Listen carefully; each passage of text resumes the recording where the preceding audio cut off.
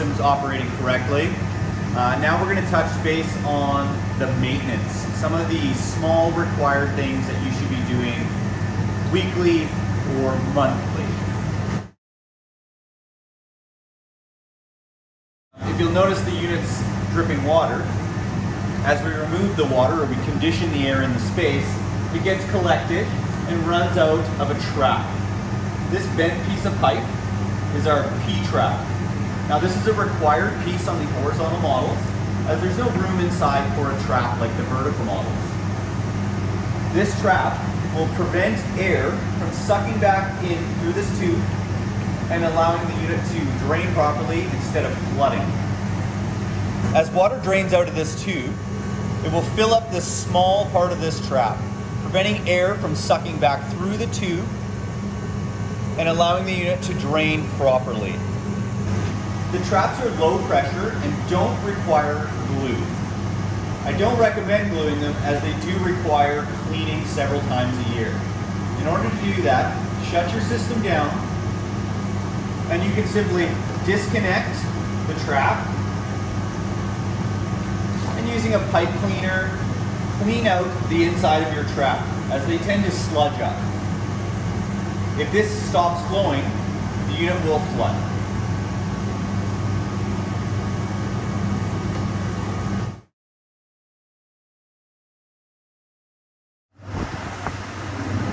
One of the most important maintenance routines you can do is keeping up with your air filter. And you may not think that this small piece of fabric would cause so much damage to your environment. You want to make sure you're at least checking this every 30 days, and we recommend changing them every 60 depending on your environment. The filters are really simple to change, and you can get them through Excel Air Systems.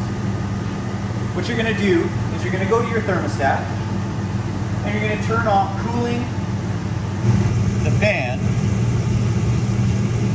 and you're going to make sure that your dehumidification or humidity level is set as high as it can go.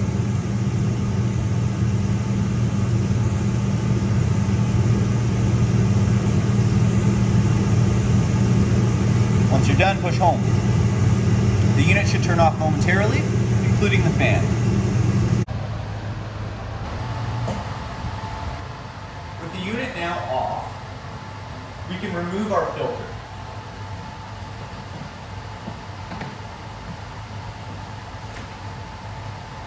Slide the filter out. Inspect your coil at this time for any debris, bugs, or dirt. You can easily rinse this off with a garden hose or a small vessel of water. Replacing the filter is as simple as removing it.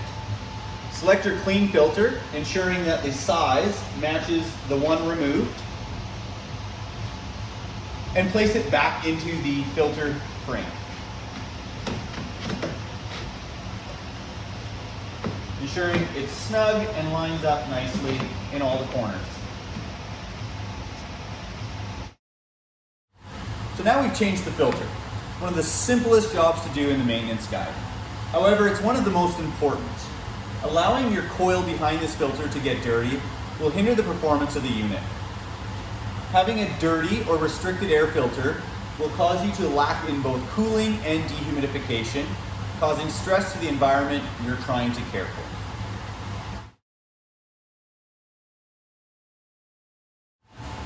In extreme cases, the coil may be so dirty or plugged where you need to rely on a chemical cleaner. Remember, you want to avoid anything that says brightener, as it'll be a mild acid and will eat the aluminum of the coil. You want to stay with chemical cleaners that say non-corrosive.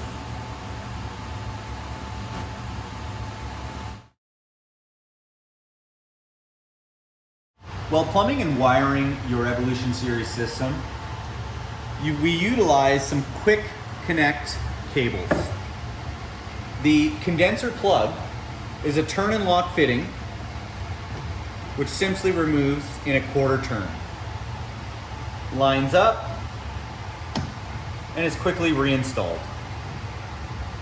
The plug and play plumbing fittings or refrigeration fittings utilize a snap lock fitting.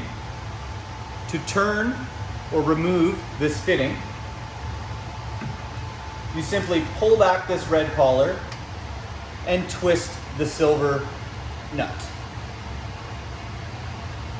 This allows quick installation or removal of line set systems without the loss of refrigerant.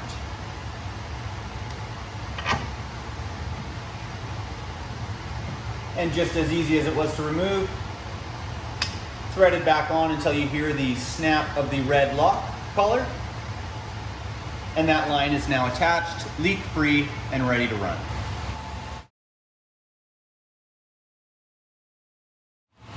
In the event of you need to check the running pressures of your system, we do show 2 access ports on the outside of the unit.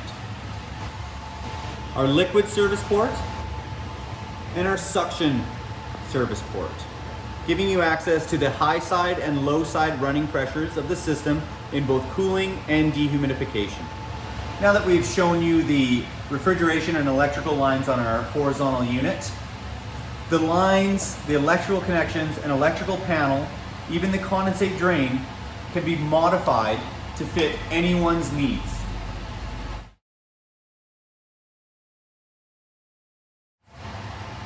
Access to the internal components can be gained through the side panel for mechanics or professionals who require access to the compressor, electrical, reversing valves, as well as other access ports, can be gained through this side panel.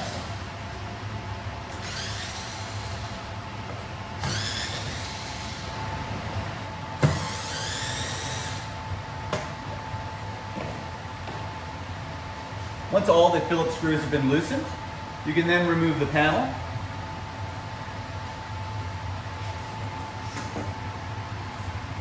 And you'll see we have our reversing valve and solenoid, our compressor, receiver, and intricate pipework.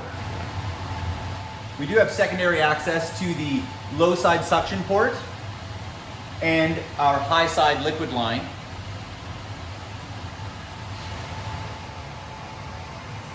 On the back side of the unit, we have this extra panel. This panel can be removed to gain access to the same pipework I showed you earlier, or this can be your electrical panel location so that the unit can be modified for any configuration you require.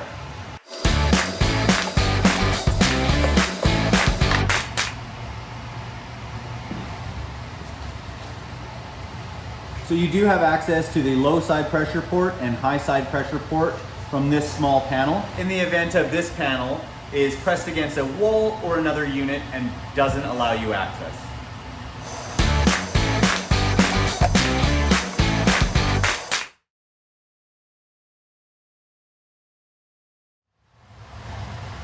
So I'm going to show and explain to you the electrical data label and why it's important. On the electrical data label, it's going to show us a few important values. One is the orientation of the unit, horizontal. We also have here a cooling and dehumidification model. We next show our unit series, the Evolution series, the capacity in BTUs at 60,000 or 5 tons, the refrigerant use of 410A, the unit's charge, the origin, the voltage and phase, full load amperage, minimum circuit ampacity, and maximum overcurrent protection. The PSI in low and high minimum workings, the fan voltage, speed, hertz, and horsepower, the compressor FLA, LRA, serial number, manufacture date, and most important, the safety certification label.